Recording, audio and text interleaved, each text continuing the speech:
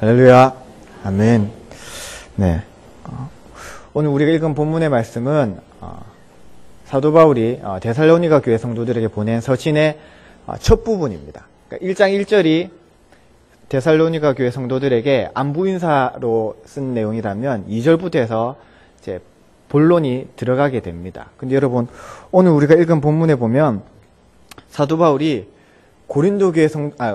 데살로니가 교회 성도들을 기억하면서 그들을 위해 기도할 때마다 감사한다라고 그렇게 고백하고 있습니다. 어떤 대상을 놓고 기도할 때마다 기억하고 감사한다는 것은 그 사람과의 어떤 특별한 관계가 있음을 의미한다고 볼 수 있습니다. 그렇다면 여러분, 특별히 사도 바울이 왜 데살로니가 교회 성도들을 생각하면 기도할 때마다 감사가 나오고 그들을 생각하면 기억이 나고 기도가 된다라고 그렇게 말하고 있을까요? 특별히 여러분, 오늘 우리가 읽은 본문은 아니지만 8절에 보면 사도 바울이 그들의 믿음의 본이, 그들의 소문이, 그들의 좋은 소문이 각처에 퍼졌다라고 그렇게 말씀하고 있습니다. 그렇다면 여러분, 데살로니가 교회 성도들이 도대체 어떻게 신앙생활을 했기에 얼마나 그들이 믿음이 뛰어났길래 사도 바울이 그들을 향해서 감사가 나오고 그들을 인해서 기도할 때마다 기도가 나온다라고 말씀하고 있을까요?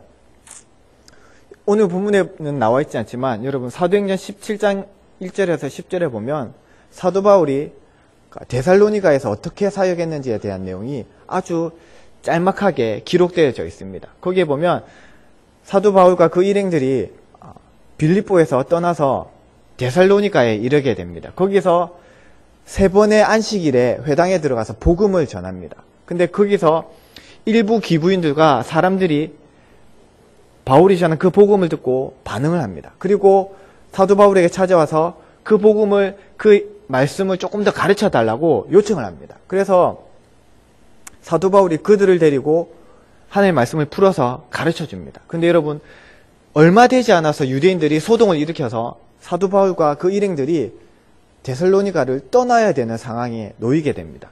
그래서 이 기록을 잘 보면 사도 바울이 길어봤자 한 달 남짓, 길어봤자 2달이 되지 않은 그 기간에 데살로니가의 사역을 마치고 아덴을 거쳐서 고린도로 가게 됩니다. 여러분, 고린도에서 사도 바울이 사역을 얼마나 했냐면 1년 반을 사역했습니다. 에베소에서는 2년 가까이 사역을 하면서 하나님의 복음을 전했습니다. 근데 여러분, 데살로니가는 길어봤자 2달, 고린도와 에베소에 비하면 정말 짧은 기간의 사역 기간을 가지고 있는데 이 기간 동안 말씀을 전하면 얼마나 전했겠습니까? 여러분, 성경 공부 프로그램을 만들고 SFC에서는 3단계 7과정도 있고 다양한 성경 공부 프로그램들이 있습니다. 그런 프로그램들을 나름대로 사도 바울이 체계적으로 하나님의 말씀을 가르치려고 해도 여러분, 2달이라는 그 짧은 시간 동안 얼마나 많이 가르칠 수 있었을까요?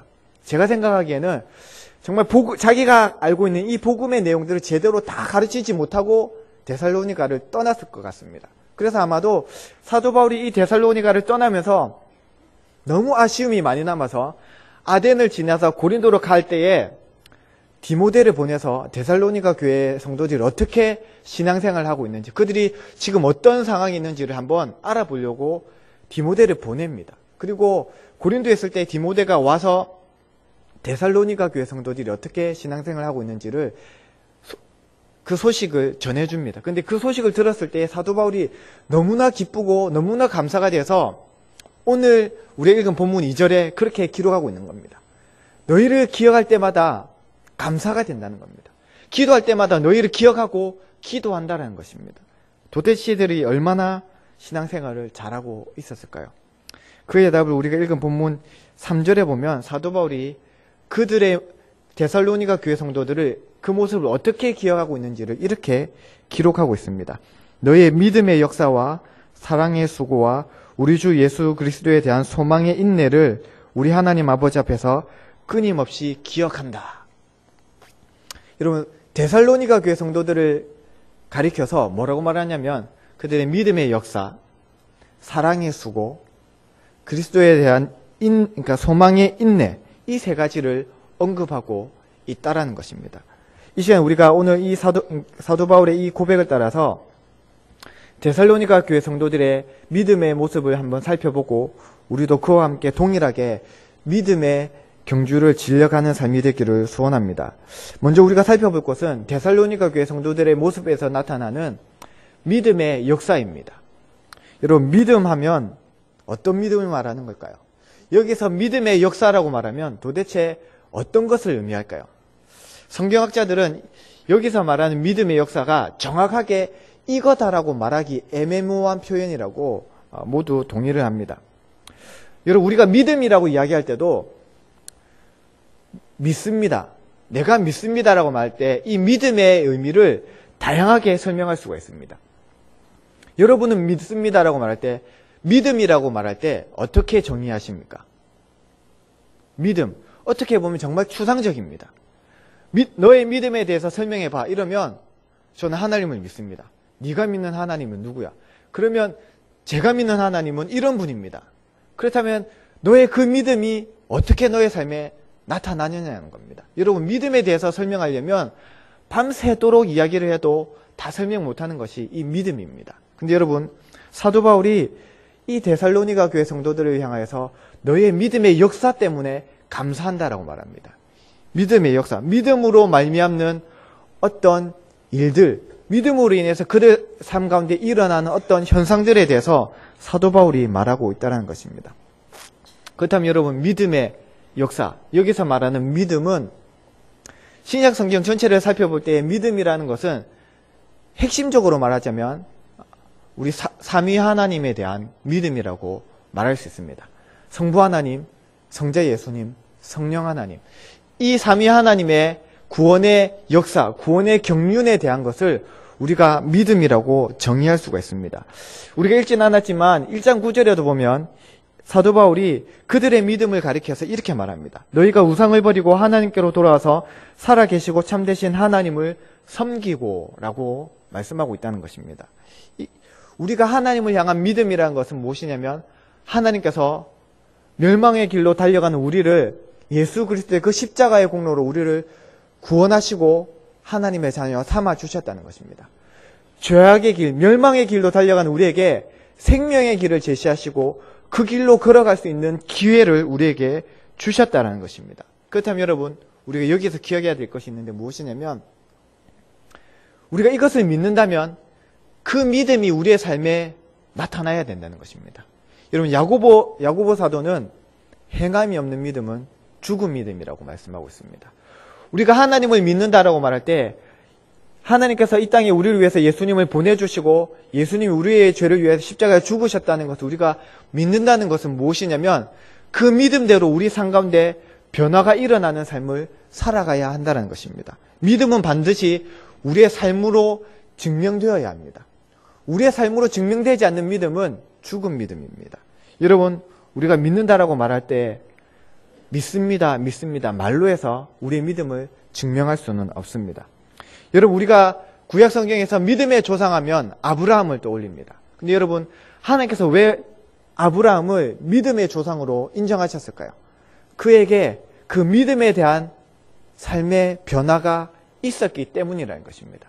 여러분, 하나님께서 아브라함을 창세기 12장에서 갈대 우르에서 부르시고 하란에서 부르실 때에 그가 믿음으로 하나님의 말씀을 쫓아서 가나안으로 나아갔습니다. 여러분, 그가 말씀을 쫓아서 나가지 않았다면 하나님은 그에게 믿음이라는 단어를 말씀하시지 않았을 것입니다. 근데 여러분, 그가 하나님의 말씀을 쫓아서 믿음으로 그 삶을 이끌어감으로 말미암아 하나님께서 그에게 믿음의 조상이라는 타이틀을 붙여주셨다는 것입니다. 마찬가지입니다. 여러분, 우리도 복음을 믿는다면, 하나님을 믿는다면 우리의 삶에 분명히 믿음의 역사가 일어나야 됩니다. 우리의 삶에 믿음의 변화가 나타나야 된다는 것입니다. 여러분, 이 믿음은 어떤 믿음입니까? 우리가 하나님의 자녀로 바뀌었다는, 영적인 신분이 바뀌었다는 진리를 의미합니다. 또한 여러분, 우리의 존재가 바뀌었다는 겁니다. 우리의 내면이 변화되었다는 겁니다. 우리가 이전에는 죄악을 따라가는 삶이었지만 이제는 죄악의 권세에서 벗어나서 하나님의 자녀로 의의 종이 되었다라고 사도 바울은 분명히 로마서 6장에서 말씀하고 있습니다. 여러분, 그러므로 여러분, 우리가 믿음으로 살아간다는 것, 믿음의 역사가 우리 가운데 일어난다는 것은 어떤 외형적인 기적이나 병고침이나 아니면 은사나 이런 것들이 아니라 우리가 변화되는 것이 바로 믿음의 역사입니다. 여러분, 우리가 어떤 큰 일을 행한다고 해서 우리가 믿음이 좋다라고 말하는 것이 아니라 내가 말씀으로 인해서 내 삶이 변화되는 것이 바로 믿음의 역사라는 것입니다. 이것을 우리가 믿고 우리의 삶 가운데 믿음으로 말미암는 변화가 일어나기를 주님의 이름으로 소원합니다. 그렇다면 여러분, 다음으로 사도 바울이 말한 두 번째는 무엇입니까? 사랑의 수고입니다. 사랑의 수고. 여기서 여러분, 특별히 사랑이라는 단어는 어떤 것을 의미할까요? 여기서 말하는 사랑은 어떤 의미입니까? 지체 간의 사랑입니까? 아니면 하나님에 대한 사랑입니까? 둘 다를 포함한다고 말씀할 수 있는데요. 특별히 여러분, 시작은 하나님에 대한 사랑입니다. 하나님에 대한 사랑에서 시작해서 지체를 향한 사랑이 나타난다는 것입니다. 여러분, 하나님의 사랑이 없이는 우리가 지체를 사랑할 수 없습니다. 내 힘으로는 그 누구도 사랑할 수 없습니다. 우리는 본래 이기적인 존재이기 때문에 다른 사람을 결코 사랑할 수가 없습니다. 근데 여러분, 우리가 언제 사랑할 수 있습니까? 하나님께서 우리를 사랑하신 그 사랑을 깨달으면, 그 사랑에 우리가 깊이 잠기게 되면 우리가 지체를 사랑할 수 있게 된다는 것입니다. 여러분, 우리가 어릴 때부터 부모로부터 사랑을 받으면 우리가 다른 사람을 사랑할 수 있습니다. 여러분, 사랑이 무엇인지를 알려면 사랑을 받아야 합니다. 그 사랑을 통해서, 그 경험을 통해서 사랑이 어떤 것인지를 깨닫고 우리도 동일하게 지체를 사랑하는 자리로 나아갈 수 있게 된다는 것입니다. 특별히 여러분, 예수님은 십자가에 잡혀 돌아가시기 전날 밤에 제자들에게 세 계명을 주셨는데 그들에게 뭐라고 말씀하셨냐면 서로 사랑하라고 말씀하셨습니다. 근데 여러분, 거기 한 가지 더 첨부해서 예수님께서 뭐라고 말씀하셨냐면 내가 너희를 사랑한 것 같이 너희도 서로 사랑하라고 말씀하셨습니다. 여러분, 예수님이 사랑하신 것처럼 서로 사랑하는 것, 이것이 가능할까요? 우리의 힘으로 가능할까요? 불가능합니다. 그래서 여러분, 우리는 먼저 하나님께서 우리를 어떻게 사랑하셨는지를 먼저 깨달아야 됩니다. 하나님의 사랑에 우리가 잠기지 않고서는, 그 사랑에 우리가 감격하지 않고서는 우리는 결코 다른 사람을 사랑할 수가 없습니다. 여러분, 사랑하는 것이 그만큼 중요하다는 것입니다. 무엇보다도 여러분, 하나님의 사랑을 깨닫는 것이 제일 중요합니다. 우리가 잘 아는 사랑의 원자탄의 저자인 여러분, 그 손양원 목사님의 그 삶을 돌아보면 여러분, 손양원 목사님이 인간적인 힘으로 그렇게 사랑할 수 있었을까요? 저는 그렇지 않다고 생각합니다. 그렇게 사랑할 수 있었던 이유는 손양원 목사님이 그 누구보다 착했기 때문도 아니고 그 누구보다도 도덕적으로 뛰어나서도 아닙니다. 하나님의 사랑이 그 마음을 사로잡았기 때문이라는 것입니다. 여러분, 사랑이 제일로 중요합니다. 그래서 여러분, 예수님은 부활하신 후에 베드로에게 찾아오셔서 다시 사명을 주시면서 뭐라고 말씀하셨습니까? 네가 나를 사랑하느냐라고 물어보셨습니다. 여러분, 예수님께서 베드로에게 하실 말씀이 많았을 겁니다. 근데 여러분, 왜 하필이면 예수님은 다른 말을 다 제껴두고 베드로에게 사명을 주시면서 딱 한 가지만 물으셨을까요? 사랑 없이는 갈 수 없는 길이 그 길이기 때문에 베드로에게 네가 나를 사랑하느냐라고 물어보셨다는 것입니다. 여러분, 사도 바울은 고린도전서 13장에서 사랑이 없는 그 어떤 노력도, 그 어떤 수고도, 그 어떤 헌신도 의미가 없다라고 말씀하고 있습니다. 아무리 천사의 말을 하고 수만 가지 방언을 하고 자기 목숨을 불사르게 내어줄지라도 사랑이 없으면 그 모든 것이 의미가 없다라고 말씀하고 있습니다. 사랑에서 말미암지 않는 그 어떤 노력도 그 어떤 수고도 소용이 없다라는 것입니다. 여러분, 사도 바울은 그래서 날마다 그 주님의 사랑에 붙들려서 사역을 했습니다. 그래서 여러분, 고린도서 5장 14절에 사도 바울이 뭐라고 고백하냐면 그리스도의 사랑이 우리를 강권하시도다라고 고백하고 있습니다. 자기가 이때까지 사역하면서 돌아보니까 내 힘으로 사역한 것이 아니라 그리스도의 그 사랑이 자기를 강권하셔서 내 힘으로, 내가 가진 능력으로, 내가 가진 사랑으로 사랑한 것이 아니라 주님께서, 주님의 그 사랑이 내 마음을 붙잡고 내 마음을 강권하셔서 내 마음을 이끌어 가셔서 내가 지금까지 사랑하고 섬기고 복음을 전했다라는 것입니다. 사랑하는 성도 여러분, 우리가 사랑하고 섬겨야 함에 있어서 가장 중요한 것은 사랑에서 말미암는 섬김이 나와야 한다는 것입니다. 의무감에서 섬기는 것이 아니라 하나님께서 내 마음을 감동시키셔서 그 사랑이 겨워서 그 사랑이 내 마음을 주체할 수 없어서 내가 지체를 사랑하고 섬기는 자리로 나아가야 한다는 것입니다. 여러분, 그래서 사도 바울, 오늘 본문의 사도 바울은 데살로니가 교회 성도들 향해서 너희의 그 수고가, 너희의 그 섬김이, 그 노력이 사랑에서 비롯되었음을 내가 안다라고 그렇게 고백하고 있다는 것입니다. 여러분, 세 번째로 사도 바울이 데살로니가 교회 성도들에게 그들의 무엇에 대해서 언급하고 있습니까? 예수 그리스도에 대한 소망의 인내를 언급하고 있습니다. 여러분, 여기에서 소망은 미래적인 의미입니다. 무슨 의미입니까? 무엇을 가리키고 있습니까? 데살로니가 교회 성도들이 예수님의 재림을 기대하고 소망하면서 묵묵히 그들의 믿음의 걸음들을 걸어갔다라는 것입니다. 여러분, 데살로니가 교회 성도들이 얼마나 주님을 사랑하고 섬겼는지, 그리고 얼마나 소망을 가지고 지내는지는 데살로니가 전서 전체를 보면 나와 있습니다. 특별히 여러분, 데살로니가 교회 성도들이 가장 관심이 있었던 부분이 무엇이냐면 5장 1절에 보면 사도 바울이 이렇게 언급합니다. 때와 시기에 대하여는 너에게 쓸 것이 없다라고 말하고 있습니다.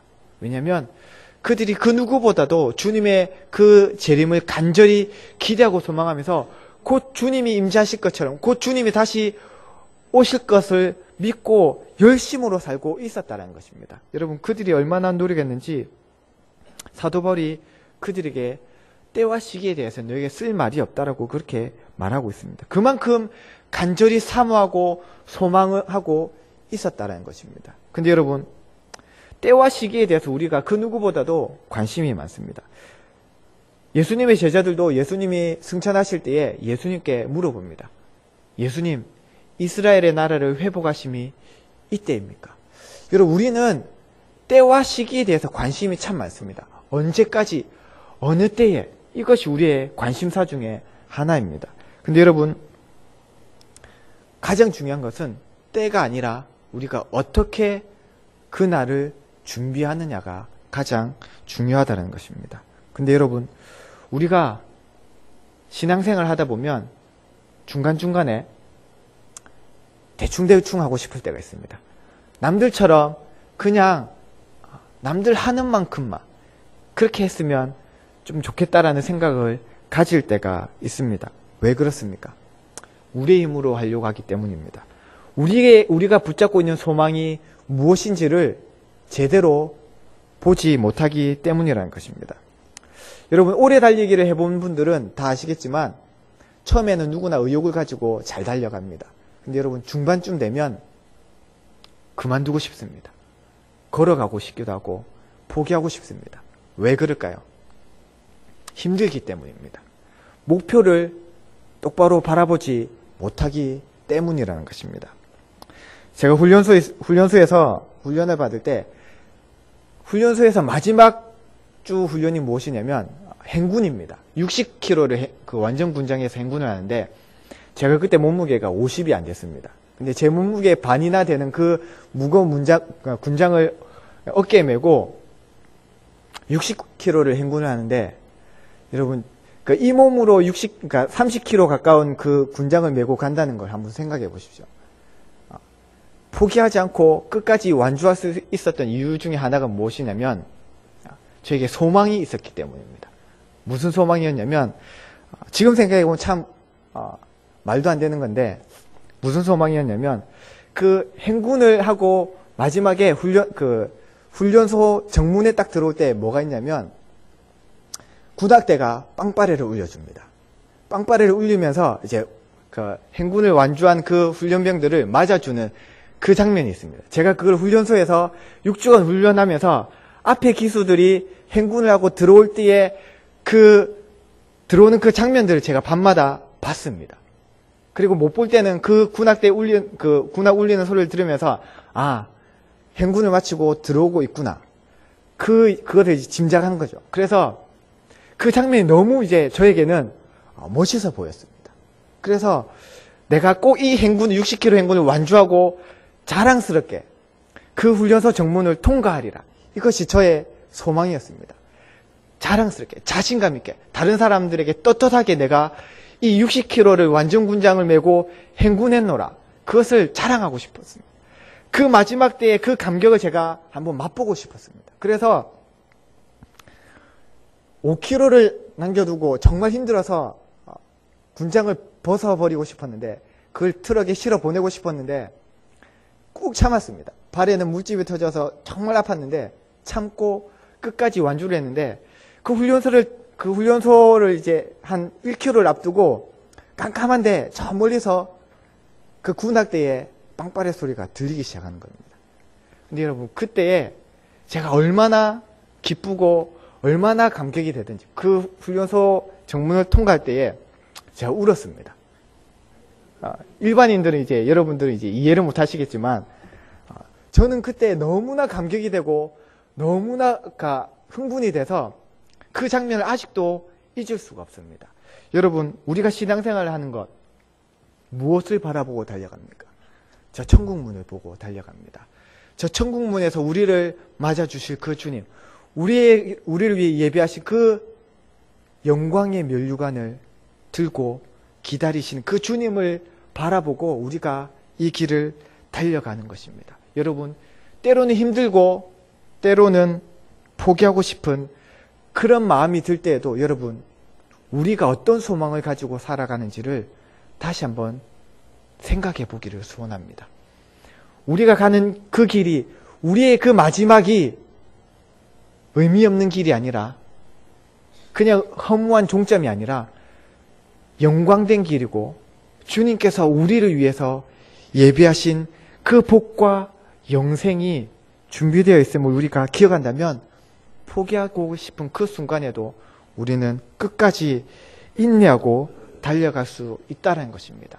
데살로니가 교회 성도들이 그 소망을 붙잡고 신실하게 믿음을 지켜왔습니다. 그래서 사도 바울은 너희의 소망의 인내를 내가 안다라고 그렇게 고백하고 있습니다. 근데 여러분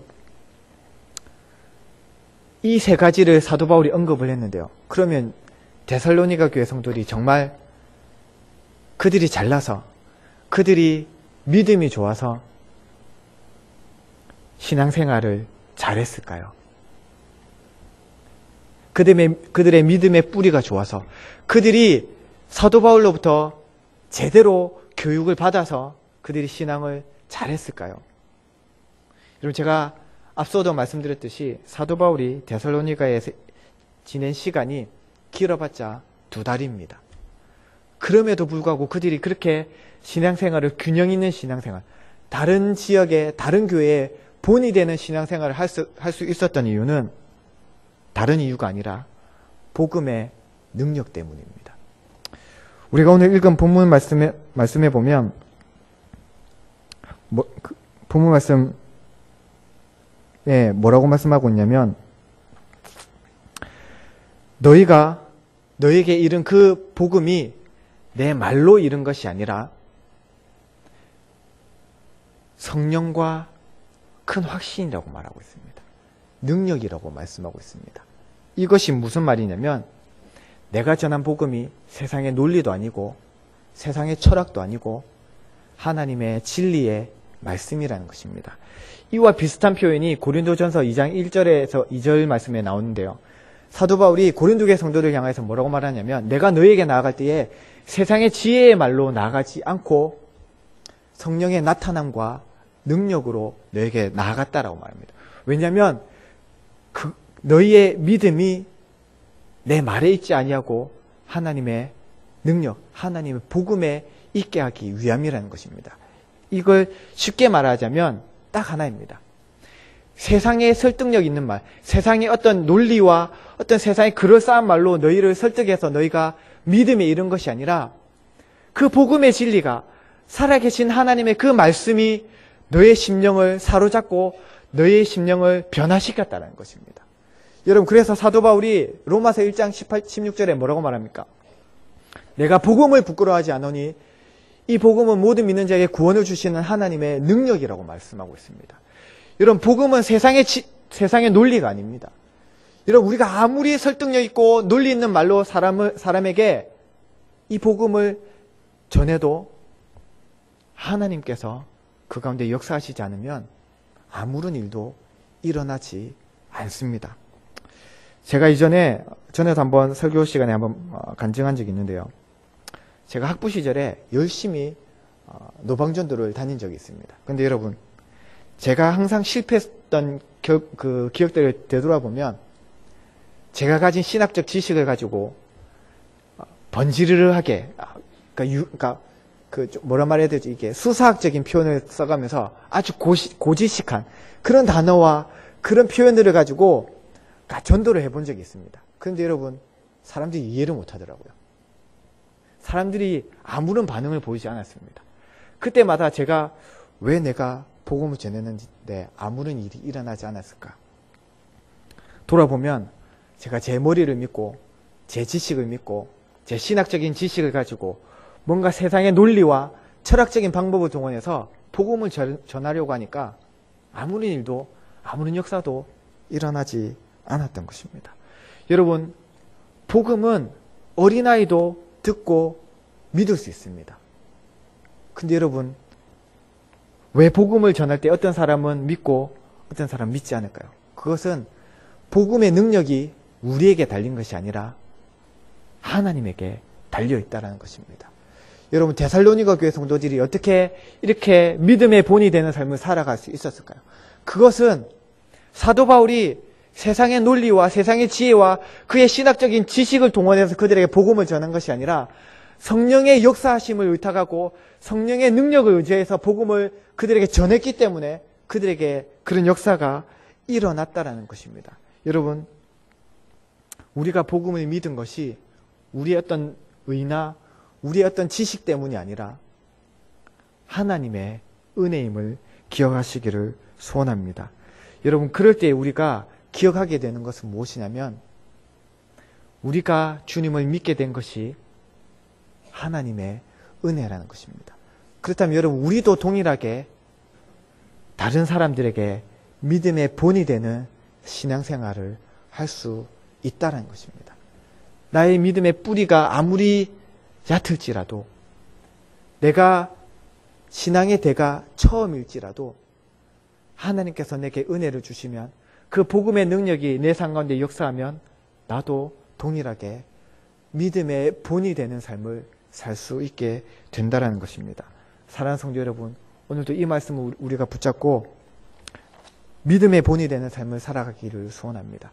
우리의 삶에 믿음의 역사와 사랑의 수고와 소망의 인내가 나타나는 삶이 되기를 소원합니다. 이 말씀대로 살아감으로 말미암아 우리 삶에 하나님께서 주신 놀라운 은혜가 풍성하기를 주님의 이름으로 소원합니다.